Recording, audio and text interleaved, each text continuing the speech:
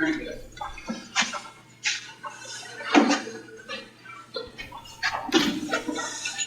So we call this the Racket Town Hall. So what we've done in the past is, if there are people who have questions about things that are sort of grand direction things about Racket, as much as we have anything to do with grand direction of Racket, we can talk about that. But also we can talk about, administrative things about the fact about the way in which Racket is managed and the resources of Racket and that kind of thing. And it's also just an excuse not to necessarily talk to us, the people standing up here, but to talk as a group about things that we hope for the future of Racket.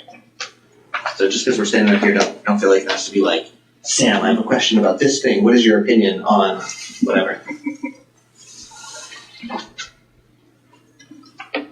So the floor's open. Yeah, go ahead.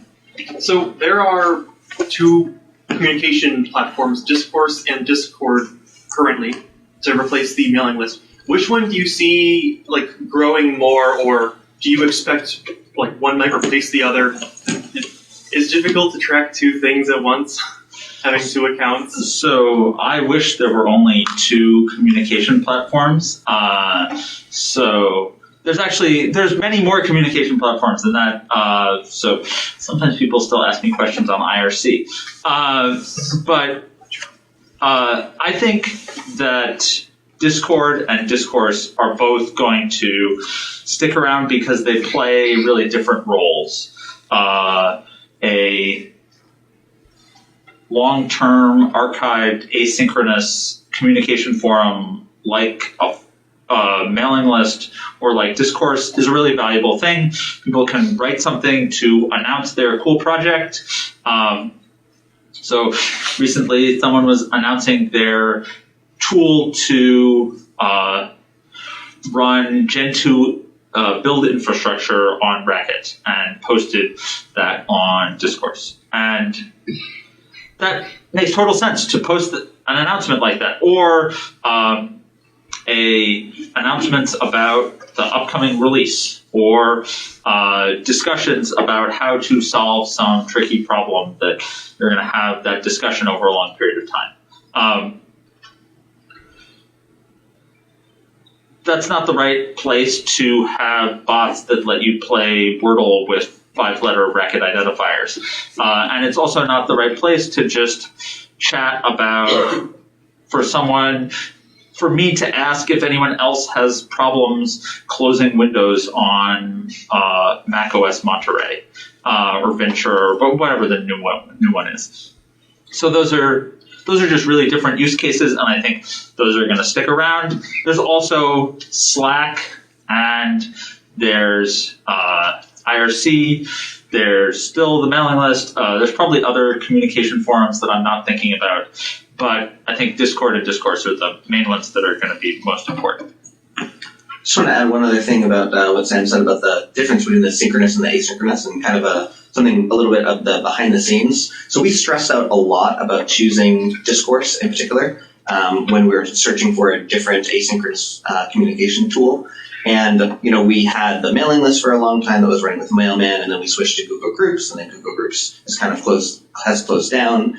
And we thought about using GitHub Discussions as well. And something that was really important choosing Discourse was the fact that it has this open source model where we're in control of the data and we can change things in that way.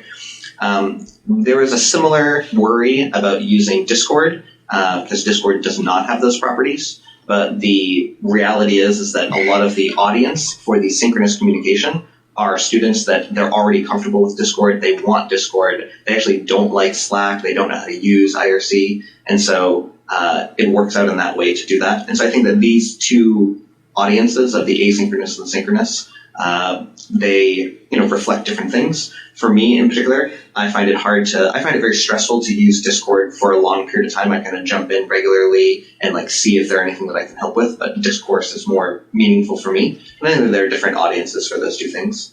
And sure, make a comment? Yeah, well, just as somebody who also wrestles with exactly this with Bootstrap environment, have both a Discord and a Discourse. I think it would help if the Racket webpage suggested modes of use. Because the thing that Discord, in particular, I think for many users, it's not obvious the way it is to us. that the benefit of Discord is, discourse is, you can archive this, you can go back and read these answers, sort of like long-term prose, and, a year later somebody has a similar question, the kind of thing that, other sites also serve. And in contrast, like if Discord is meant to be more ephemeral, right? I think that it might help to give people some guidelines about this and maybe post also if you have a question that's meant to be long-term, but if you have questions, ephemeral, put it there. Right? And there might be ways of like shaping the user community a little bit also, so that over time nobody has to answer this question anymore. Thank you. It would be neat if there were a way to essentially promote a conversation to.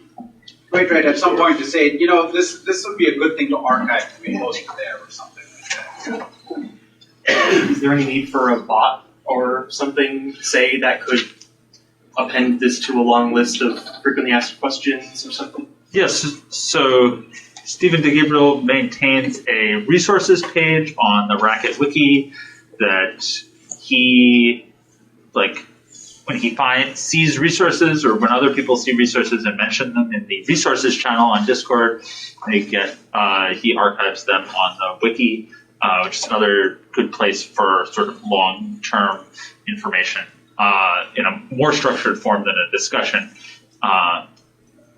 So that's, but yes, and there's a bunch of bots on Discord that are helpful, whether it's evaluating Racket or formatting your Racket code, like Sorry showed, and bots to do that sort of thing could be a cool thing as well. Just curious, did you evaluate Sudo as well? So basically, we didn't evaluate anything. So other people created the Racket Discord, and it really took off. And I think that's, as Jay said, lots of people are using Discord. It's a widely popular system, and Zulip is nice. I like Zulip, but I think trying to push people to switch to a different communication platform has its limits. I've seen there's a lot of hackathons or events to meet and work on large projects like Key or something, or the weekly meetings to discuss hacking on TypeRacket or whatever, I forget. Do you have any plans for long-term interaction with low barrier to entry things? Because I'm kind of entering from the outside and wanting to get started, and then where I would look to enter the community and start contributing would be like Hacktoberfest, or as someone who is not already immersed in Racket, I look for these kind of outside boundary things. I'm looking for a very straightforward 1 hour project, I guess. So what is your recommendation, or what is your I guess, do you have any plans to emphasize that kind of strategy? I know we're talking in the summer of Hashlang, they were interested in low barrier to entry things. Okay. Yeah, I think we should let Ben answer this question. Well, the thing that comes to mind is the Racket meetups. They're having it the first Saturday of every month. There's a meetup in a gather town, and that's a great place to talk about new things or find a way to dip in. Maybe we can do something a bit more substantial in the next summer event, but I think the meetup is the best place to start. Is there a separate first bugs list? Yes, good first issue on many of the Racket repos. Yeah. You can look for that label and you'll find a good issue to contribute to. I think that Stephen Sudeira, I think he maintains a beginner's ideas that he does not on his so I don't remember off the top of my head. I know the new stuff, but I don't know how a lot of different places to check. Thank you. One other option might be, we've been talking about how the documentation could use more do the landing Complain about on the live stream. We'll see. Then you can do it in 5 minutes.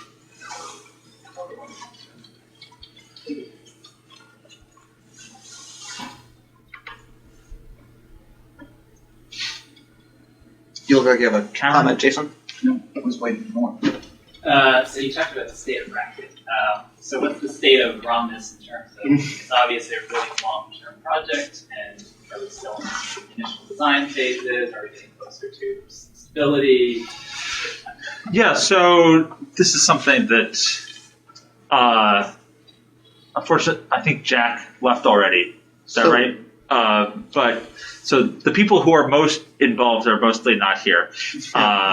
But you can pay attention to it, and just as an example, just yesterday morning, Matthew posted the first proposal for the class syntax, and in it he talks about how classes are going to start as an extension of structs, so that there's a smoother path from doing struct-oriented programming to class-oriented programming, and to me that is a really straightforward example of the progress that's happening in Rhombus, because a lot of the basic questions have already been answered, and the syntax is ready, things are being built, libraries are being done, and now Matthew is focusing on kind of the next big thing, which is how do we think about classes? And clearly we believe that Rhombus is good, that classes are going to be a huge part of Rhombus, and so that work is happening. And so something that's really great about Rhombus is that it's not yes, it is the case that Jack's working on it, etc. But it's not some closed off thing. Just go to GitHub, watch the discussions, then you'll see these kinds of things developing. That's a great procedural answer. I guess I didn't get an answer to the actual question, which is there a timeline? There's no timeline. There's definitely no timeline. Okay, thank you. That was the question. So in the case of the classes one, about a month ago, there was let's brainstorm what we want the class system to be, and then and then relative silence until yesterday or this morning. Yeah. So the weekly meetings sort of rotate between various topics. Usually, sometimes of the form, let's just chat about what we think the design constraints and goals are for something, whether that's classes or strings or equality. Spent a bunch of meetings talking about equality, which resulted in equal always, and then classes, strings, etc. Or someone writes a proposal, and Alex wrote a proposal about keyword arguments, and then talk about how does this work? Do we like this detail? Do we like that detail? And then what have we learned from people writing some programs in Rhombus? How does that work out? Do we like the way this works? Do we like the way that works? But I think the short answer is it's still very unformed in terms of what the overall system is going to feel like to program in, but there's continuing progress in terms of figuring those questions out. And my advice, if you're interested, is to lurk on the GitHub.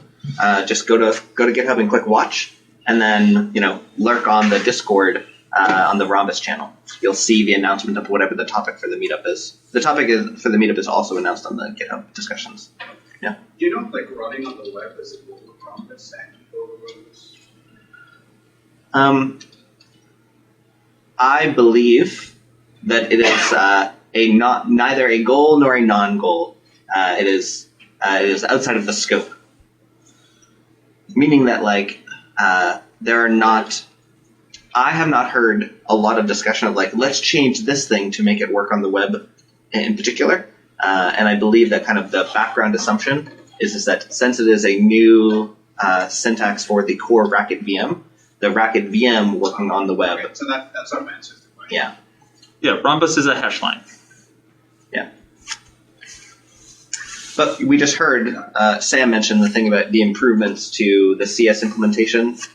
And one of the goals of those for the CS implementation is not to be for, the S390. I had to look up what the S390 is. I've seen that go by when I compile Linux all the time. It's the mainframe before the mainframe that came out in 2000 from IBM. But it's to support WASM. You have a comment? This is maybe too specific, and I should just go with that. But is Rhombus supposed to do the class system? Is supposed to do multiple inheritance? The class system proposal that Matthew wrote yesterday morning does not talk about either of those things. but this is definitely the sort of thing where nothing is nailed down or even lightly attached to the wall, and lots of things are possible. We don't need that shining in our eyes. Yeah, it's Well, glad I could help. There's a lot of space in the Rhombus if you're interested in helping. Yeah, but for example, like, the class system proposal is not like, we're going to do class right this time. You know what I mean? That's not the opening assumption of it. When the whole Rhombus thing started up, it was originally with Racket 2, Yes. and there was some discussion of that in the community, some energetic discussion. Is there still, there's no idea that this is going to be Racket going forward, and current Racket is still going to be supported? Yes. Yeah. There's never been any assumption that current Racket would not be supported. But I think the important questions are about how the choices between Rhombus and Racket are presented, and my sense is that as Rhombus has developed, it's become clear that things like the documentation will need to be separate, so that it's not like we're going to rewrite the Racket reference to have like the Rhombus syntax and the Racket syntax. The languages are going to be different enough that it makes sense to write the Rhombus reference, and then the Racket reference we're not going to RM the Racket reference scribble files. They're going to still be there, and that's still going to be a supported part of the system. Yeah. 2 languages, 1 VM.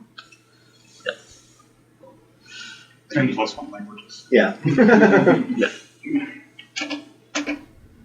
One co-developer team.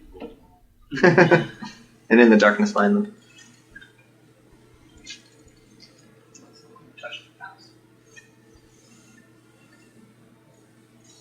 So there's at least 2 or 3 different ways to run Racket code on Android. But where do we stand in terms of actually being able to use the Android API in Racket?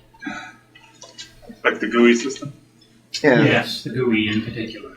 So the thing that I wrote, what it does is there's basically a Java app that is a normal Android Java app that just uses the Java API to make an OpenGL canvas, and then just gives the Racket program the OpenGL canvas and gives a stream of all of the events that Android canvases create to the Racket program. And this works pretty well for doing like Big Bang style programs where you are in the full control of all of the GUI and stuff like that. But it doesn't help you in any way expose other APIs. And when I looked into also exposing other APIs, you're basically in FFI hell, where you have to go make bindings for everything. And sometimes you have to make bindings in kind of like a double way, because you have to make bindings on the Java side of the standard Android API, and then you got to expose that to C, and then because Racket can only talk to the C program. I looked a little bit into making like a Java shim that would use like a network interface, but that can't work for most of the APIs because you need real pointers and stuff like that. And so, I spent a lot of time working on that, and that's why I ended up with the OpenGL canvas technique, because that was it was the straightforwardest way to get a real thing going. But I think that the question of let's have a nice, beautiful Android app using Racket is as hard, and you'd have to do everything again to have a beautiful iOS app as well, because there's going to be a whole another set of FFIs. So basically, building something like this well is a task on the order of making a new Racket GUI, meaning Racket/GUI, like a library like that has a Racket worldview that exposes the underlying things that the mobile interface provides. Like, that is a gigantic project, And I don't see any volunteers around here willing to do it, but that is the, quote, right thing to do. Otherwise, you're just building FFIs. Yeah. So what would be useful is some documentation somehow or something to be able to figure out, if I want to do such and such as an Android app, can I do it with Racket? That's and that documentation. I couldn't find anything to figure that out on the web at this point. One other thing that I would mention along those lines is that Bogdan Popa, who I mentioned earlier, has written some iOS apps using Racket, and his approach was basically write a Swift program that does the UI and talks to a Racket program that does all of the work, but does not attempt to bind to the the iOS UI framework at all. It's just talking data, and then in the same way that you would if you have a old school web application where you have your front end written in JS and your back end maybe written in Racket, and they're talking over JSON. So you can do that, and he's built actual applications that you can get in the App Store that work that way. But that's obviously not really doing what you're asking about, but it's an approach. Yeah.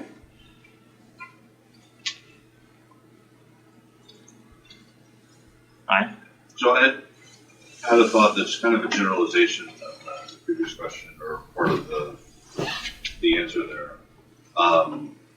What are your current thoughts about curation, or of trying to, the package system has been, I think, a great success in allowing people to go off in all sorts of different directions, but it sometimes makes it hard to figure out what the optimal supported way of doing a particular thing is, given everything that's out there.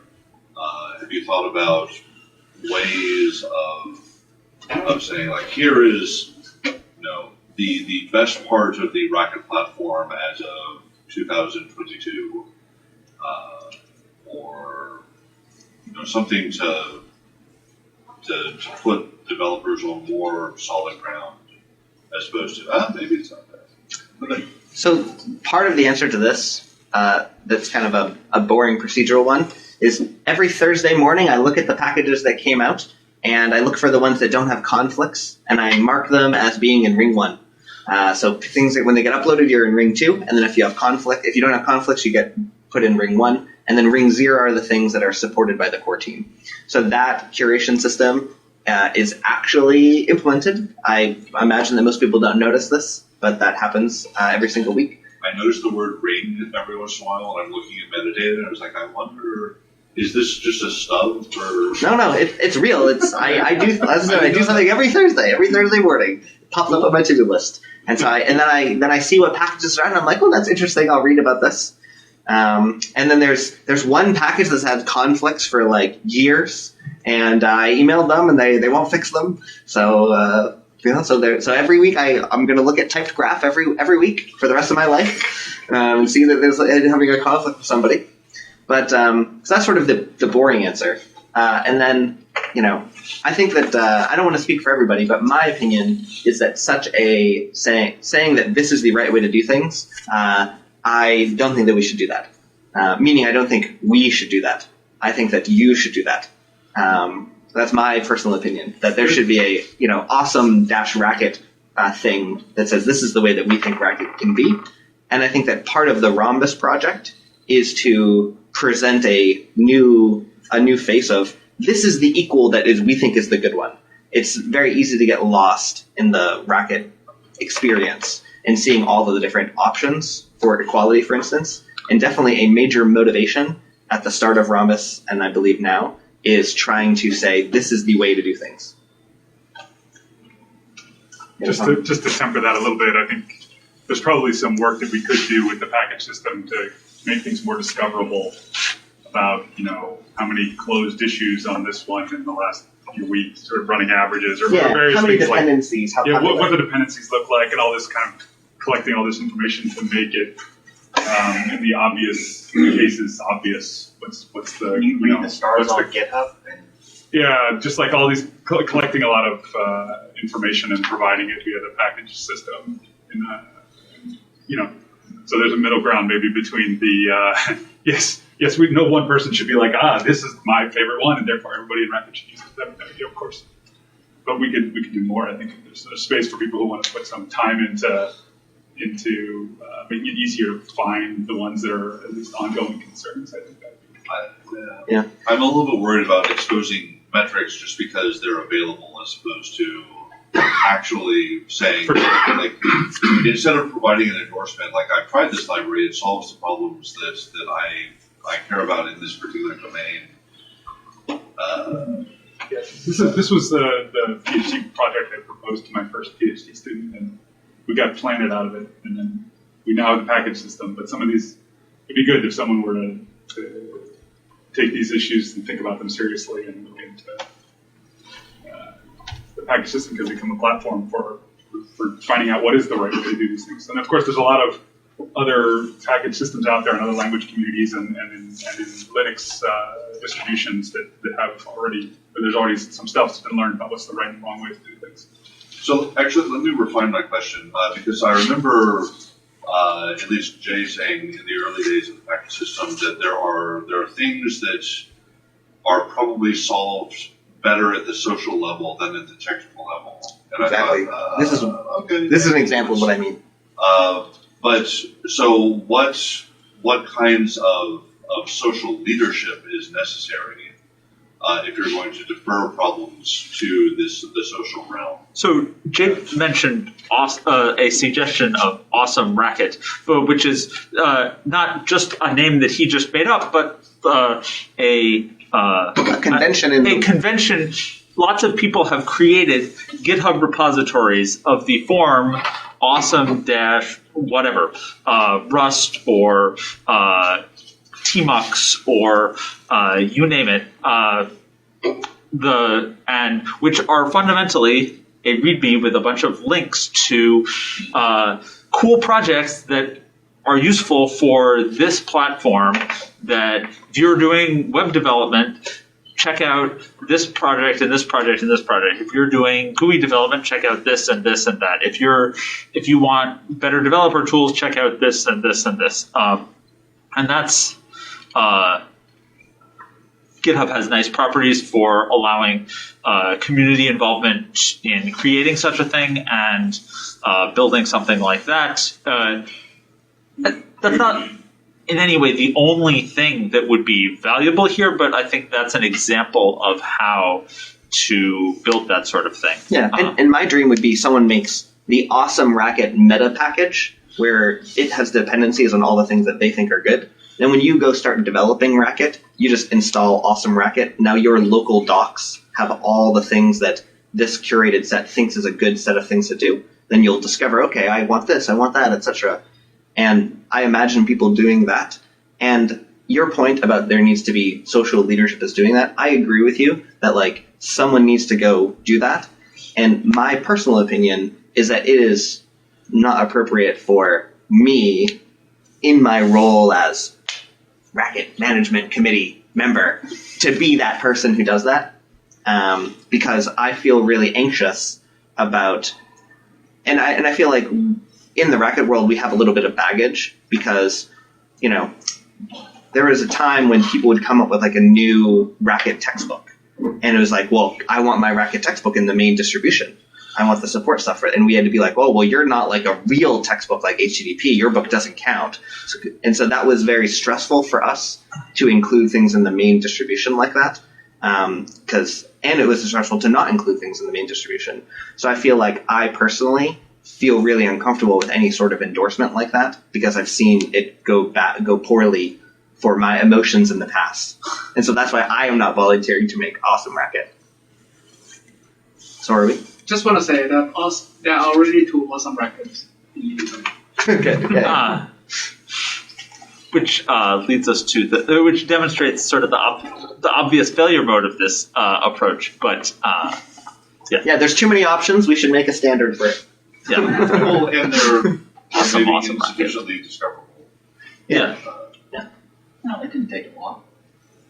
One technical thing that you mentioned that this is the element for this social effort. A lot of questions that need to be answered, but speaking both as a package owner and user, if there were some way to say, how many times has this package been downloaded, or how many times have people checked the documentation or something like that, there would be a lot of ego boost to that as an author, a package author. But it would also be useful for building out this thing, because if you see a package that is the most referenced package on the package server, there's a reasonable chance that that should go in the awesome package list. Yeah, totally. Yeah. One of the things that Sam mentioned is Phil adding the license field, and that pull request is a great one to look at if you want to extend the package system, because he extends it in all the places. Like, he extends the UI, he extends the data collection. And so, as an example, like, we're not collecting metrics on downloads, because in fact, the package system doesn't track downloads. It could track you looking up something. So we have the logs for that. Yeah. Currently we don't. Well, we now have the logs as of a few months ago. Yeah. Previously, we weren't collecting those logs at all. Exactly. We now have the logs. They sit in an S3 bucket somewhere. Yeah. So so we could look at how many times someone types in, say, Raco package install FMT, and Exactly. find out that number. And we also have the dependency information. So you could. Yeah, I think the dependency information is the easiest thing. Exactly. So if you're interested in this, you could add this. You could add this in a month. You know what I mean? Showing what is the most dependent on. Yeah. And I totally agree that would be a really valuable piece of input to some sort of curation.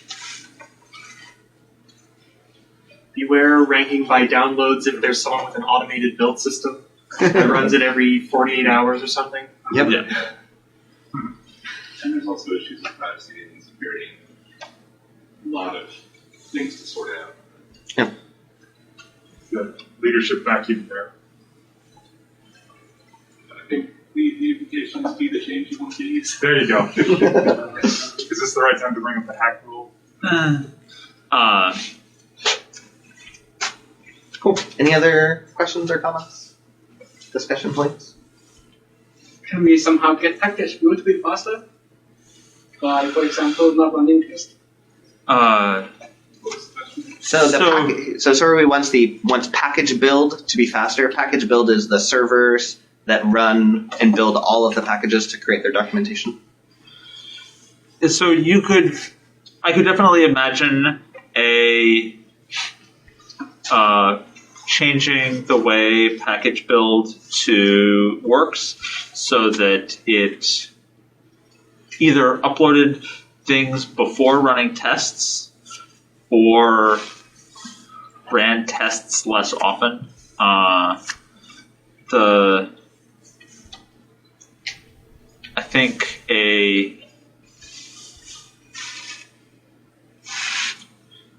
making things work more incrementally internally, I think, would actually might be a better way of making things go faster. There's still, even though it is incremental, there's definitely redundant work that gets done every time, and that could be avoided. Where is that? The one doesn't show the one running on the release. Where is that one been running? Is that running on some slow? No, that runs on AWS. We could give Amazon more money and then it would run somewhat faster. But although actually Amazon generously gives us the money that we then give back to them. But you know people at AWS. So that's one. That's another option, is just get a beefier machine to do that. But you could do more incrementality. You could do different choices about running tests. I think it's rare that the tests are really the bottleneck for incremental changes. Though. I think for me, the documentation is the code seems to get all set up in a few minutes, but documentation takes about 24 hours. It's actually. So there's two different systems here. So there's when you upload something to the package server, or you update something that's already there, then that gets updated, and then there is a continuous process that rebuilds the documentation. So it's significantly less than 24 hours usually, because that system is running continuously and is incremental. So it runs very fast if genuinely nothing changed. But it takes, even if there's a small change, it rebuilds all the things that changed and runs their tests and builds their documentation and uploads it. And that process could definitely be optimized. In particular, like I was saying, the incrementality, so that the cycle time could be improved, and then the documentation would appear faster.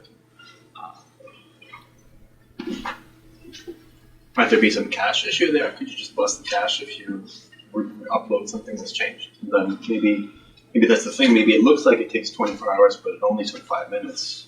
It's more like it takes 6 hours, and if you're waiting 6 hours, then sometimes it can feel like 24. I remember being told 24 at some point. It used to run every 24 hours, and now it runs more often. Outdated information.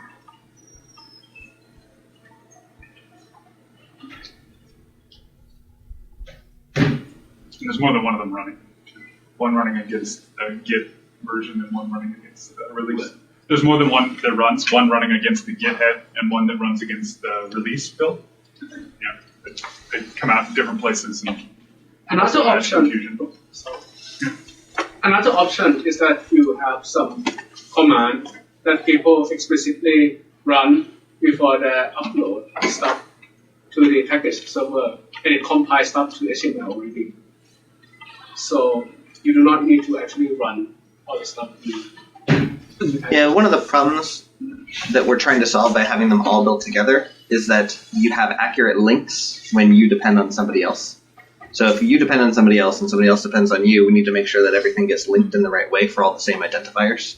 Right. And that's because there's the entire universe of all of the things inside the documentation. But still, it's a good idea that the person who's updating their package could donate some CPU cycles and would I think there's definitely a possibility where you could because your dependency might get updated and that might break your package. So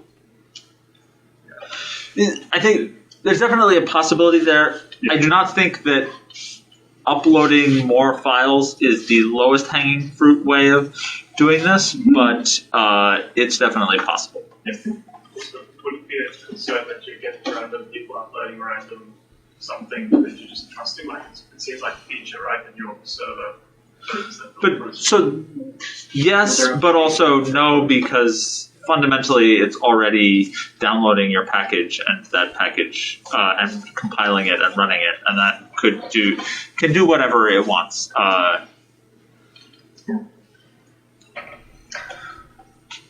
Well, thanks for coming to our town hall. Thanks for coming to RacketCon. Especially thanks for Jesse for organizing it.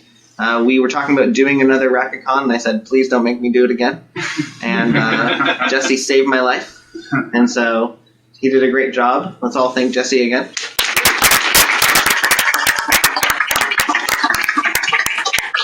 We're also super thankful for Sriram for providing the space. Thank you, Sriram.